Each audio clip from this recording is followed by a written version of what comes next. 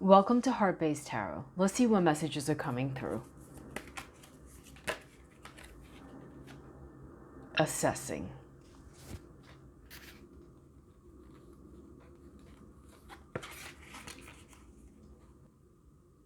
Assessing. It's time to assess your current position. You must make sure your blind spots are revealed and that you're honest with others and yourself. Sometimes the hard decision is the best decision. You should be able to assess and move quickly based on your assessment. Sometimes we go along a path and we keep going even if it seems like that way is no longer the right way for us. Sometimes we feel we've gone too far to turn around, so we settle on a journey and destination that doesn't really suit us or satisfy us. However, if we just had some courage, we could have reassessed as we went and perhaps ended up somewhere else, somewhere better. Now is the time to look carefully at all aspects of your life, especially the areas in which you've set some intentions or goals. Ask yourself, do I still want these things? Do I still want that same end result?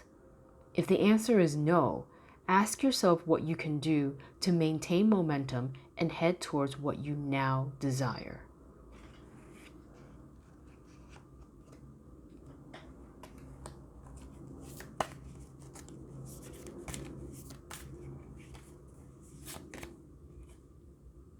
Stand still.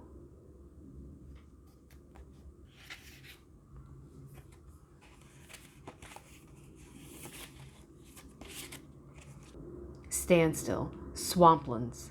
A swamp is a low-lying area with woody plants where water collects and saturates the ground. During rainy season, swamplands become overwhelmed with water. The edge of the swamp is often a quagmire of mud and silt, but an abundance of plants and swamp insects dwell there. Because of the sticky nature of the mud, it is often impossible to walk through swamplands.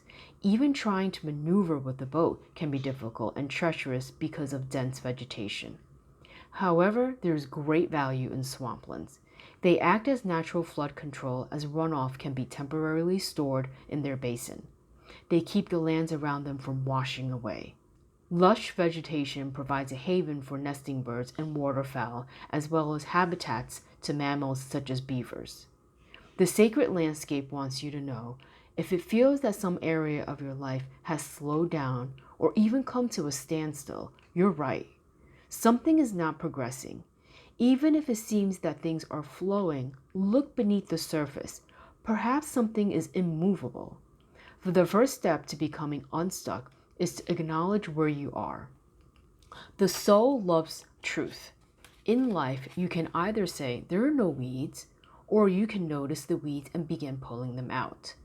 Notice what isn't working in your life, and then take slow, steady steps to unblock the barriers. In nature, when one is being stuck into mud, the worst thing to do is to struggle. The best thing to do is to slowly and carefully, one step at a time, extricate yourself.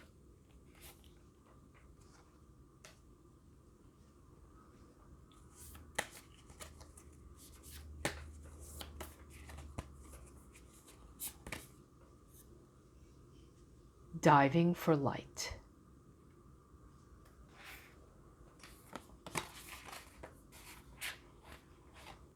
Diving for light. How brave you are. You're diving for light. It can be so much simpler to seek light in the heavenly, in that which is blissful, sweet, loving, and kind. To look for the light that which is dark is an advanced task that only a rebellious and brave heart will attempt.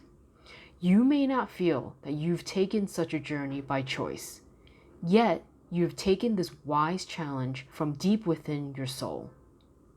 Your innermost being has evoked the situation in your life with the intention that you grow in power, wisdom, and creative juice. It also wants you to experience a bold and fearless trust in life and become further empowered to live with zest and courage. You need to be vigilant against the darker forces within you. These are the voices that you may not expect, particularly if you're a pure-hearted being who typically resonates with love. These voices or feelings might surprise you with their dark intensity. They may be feelings of hate, terror, or only wanting to sleep, because anything further is all just too hard. They may contain vicious criticisms of yourself or tell you that your inner creative work is pointless, unoriginal, not worth it, or stupid. These dark forces might try to tell you that you're on the wrong path, suggest that you'll fail, or ask with great condescension, "Who the hell do you think you are?" You must stay in your heart and not believe these dark forces. Stay in compassion. Fear creates the energy of anger, hate, and destructiveness. These forces are part of life. We don't have to be frightened by them, nor do we need to deny their existence or try to ignore them in order to find light in the darkness. We just need to hold compassion and be intelligently aware so we can avoid being seduced into the trap of needing to prove ourselves or into the mistaken belief that we need to fight against darkness. It is too easy to get caught up in trying to heal the darkness. Darkness just is. Recognize it when it is there and be in your compassionate heart.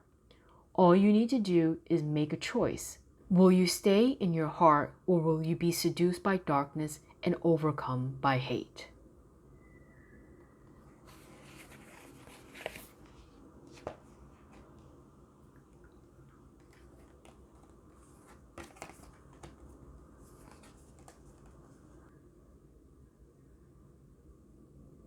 You have the courage to go diving for light. A change of direction doesn't mean that you've given up on your goal. Take this opportunity to check the map, to make sure that you're still on the path of compassion and light. There may be darkness around you, but like this woman on the hot air balloon, look to the future. Set your sight on the light that you're going towards.